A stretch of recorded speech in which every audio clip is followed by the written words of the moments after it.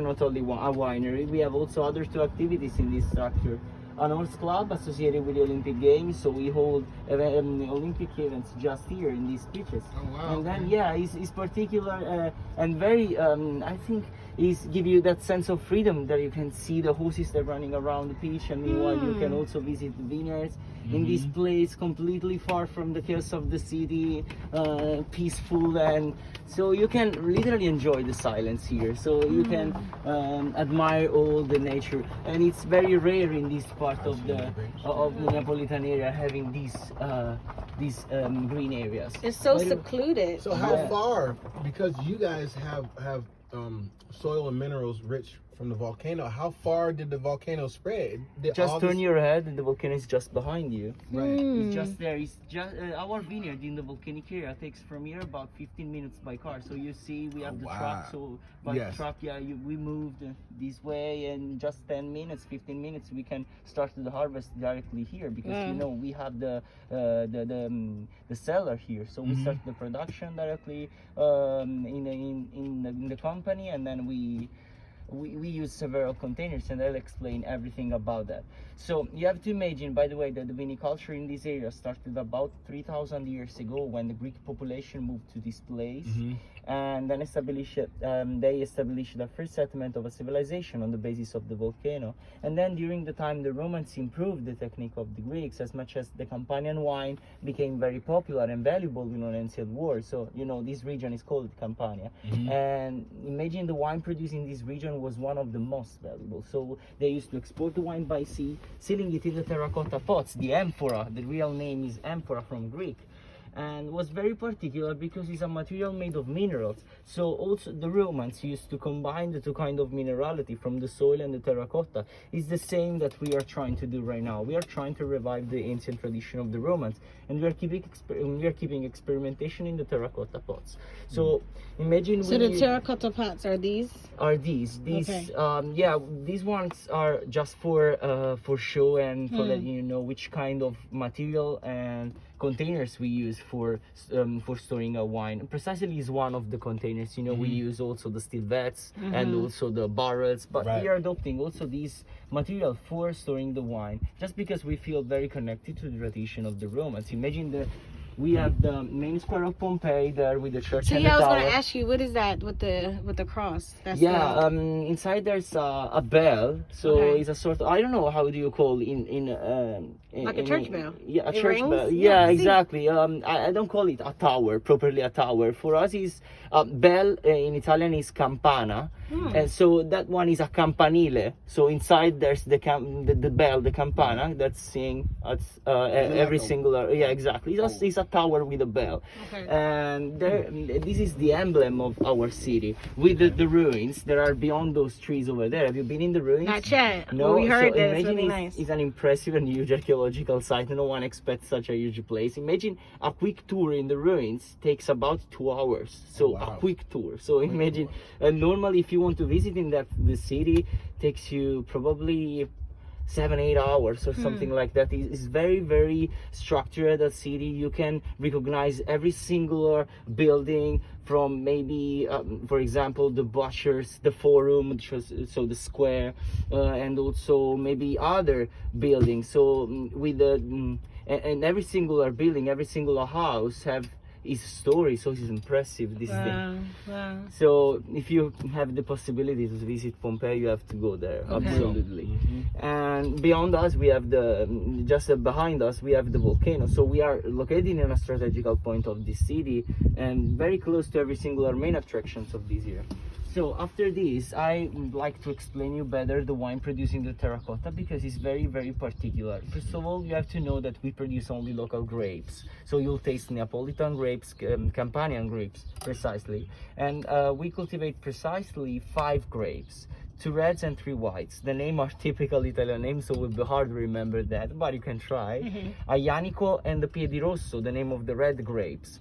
Falanghina, Capretone, and Coda di Volpe, the name of the whites. Especially the Capretone grape is the rarest grape that we cultivate in the volcanic area, and this one is the only grape that we use for the production in the terracotta, because the minerality from this grape matches perfectly with the flavors of the terracotta. So the results are impressive for real, because you can taste different tastes in the wine within 30 minutes. So it's impressive. So if you let this wine rest in the glass, you can taste other tastes and flavors during the time. So it's very good. And the particularity behind this wine, is an unusual color. So it's an orange wine. So yeah, it's a white grape that stayed in contact with the terracotta, gets darker. So, and also make the maceration. So in the wine sector, the process of maceration is when we put the skin and the juice together. So the skin could release the properties for the wine and also the color. So the contact with the skin makes the wine darker, and imagine the contact with the terracotta gets it darker and darker. So it's a very It's like interesting an orange taste. color. Yeah. Wow. And the flavors I told you is very particular. It's not an ordinary wine. So it's probably a very elaborated taste, but it's interesting, by the way.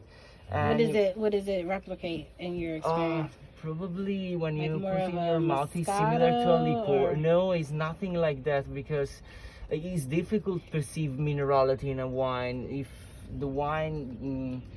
So you can imagine the wine that are not produced in areas like these, rich in mineralities or something like that. It's difficult that have inside this particular taste. Because it's probably nothing to Yeah, compare exactly. it to. So it's very sapid, but at the same time you can also taste the minerality, so the freshness inside. And also the particularity of the wine produced in the terracotta make it a sort of liqueur, but it's not a liqueur.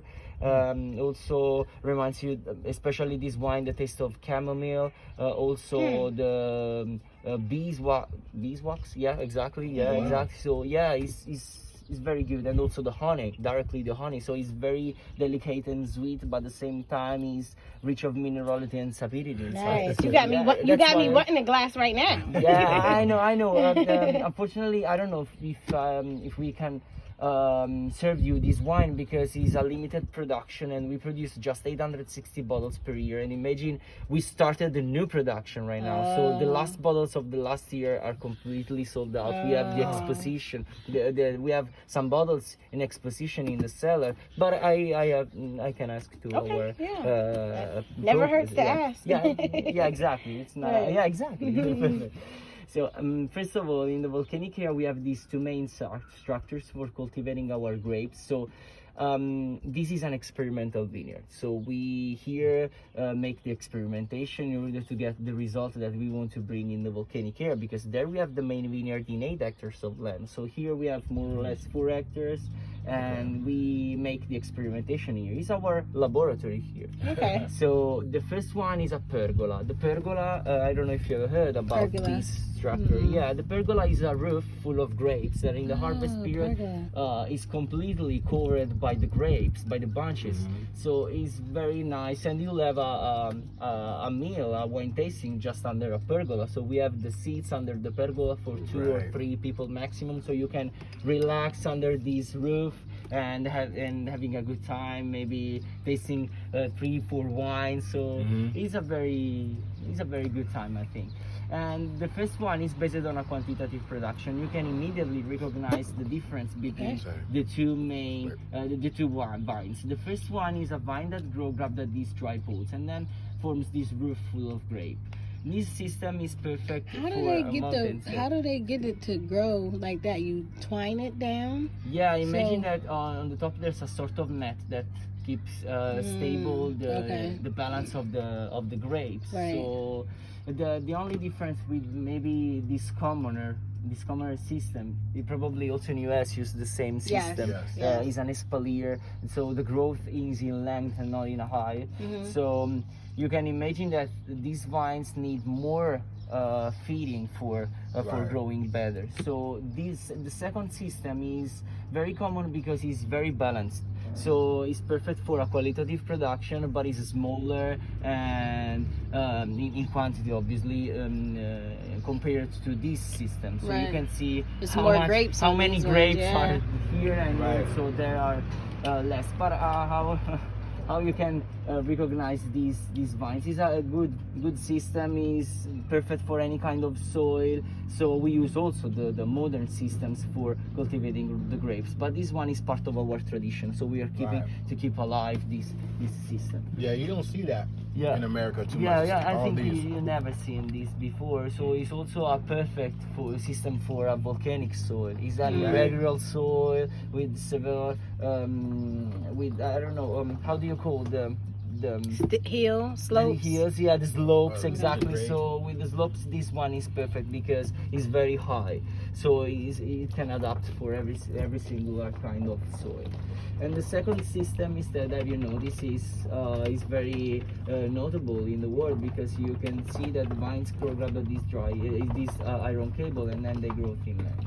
Now, what are those bottles for? What do Yeah, they do? right now imagine just for show, but it's part of our viniculture.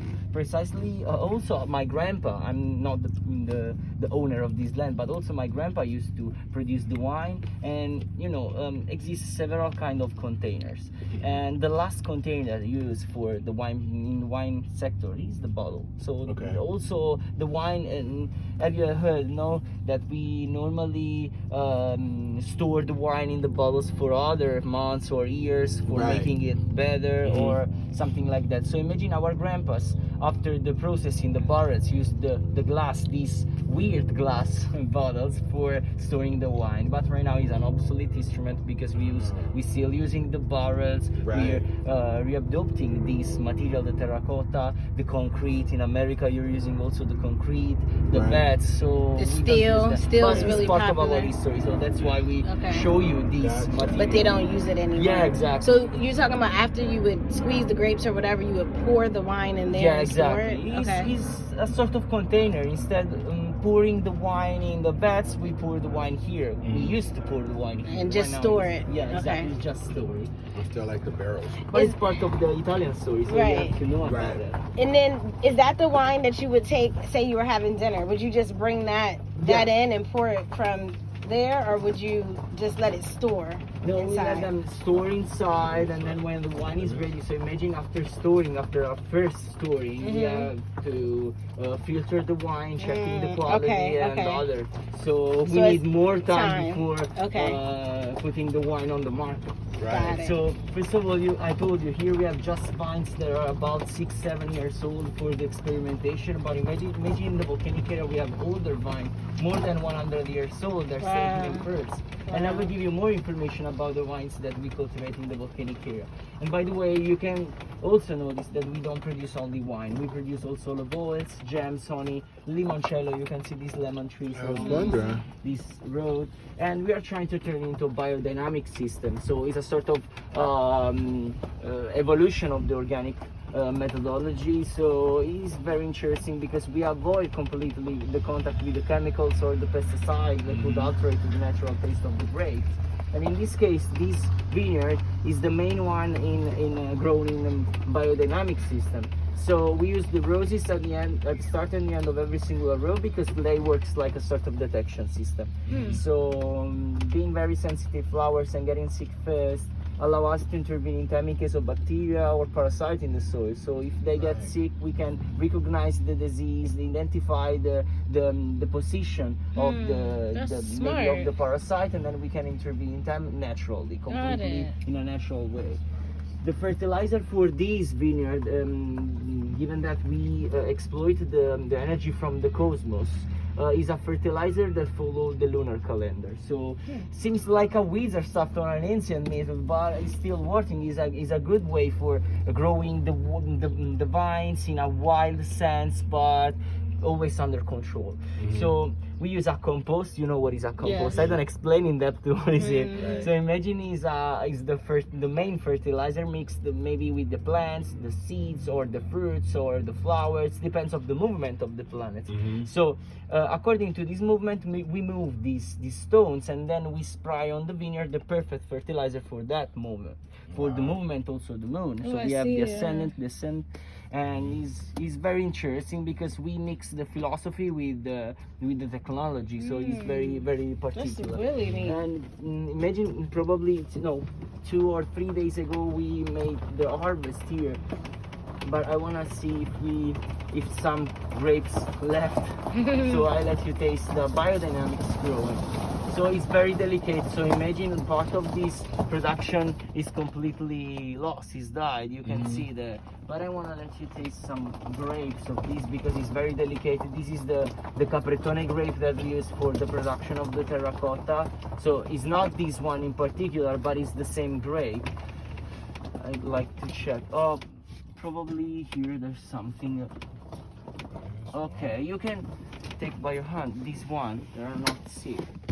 Yeah, they are very small and the skin is thicker than a normal grape. Yeah, probably it's very delicate, but it's very juicy. So it's perfect. And Wow, it's biodynamic very wine juicy. is the avant-garde right now in the sector of the wine. Probably is the most elaborated wine that you can get right now. Okay. By the way, while we're talking about the system of viniculture, we have part of the history that's around this place. And I told you, beyond this wall, there's the amphitheatrum of the ancient Pompei. So we are very close to the ruins. And here, precisely, we have a funeral building. According to Roman laws, this kind of building has to be located outside the wall, and we are precisely outside. It's not just an imagination. This building probably continues under our vineyard just because the wall continues. So. Probably underneath there's something, and we're walking on dead, or I don't know, but yeah, it's terrifying but at the same time terrific because the ashes have this place to be preserved after 2,000 years, so you can still find something thanks to the ashes. So this ruin just remained? yeah, imagine you can visit this place just here, and the ruins more or less are every single ruin in Pompeii, in the ancient Pompeii, is like this. It's very structured. You can recognize the points inside of it.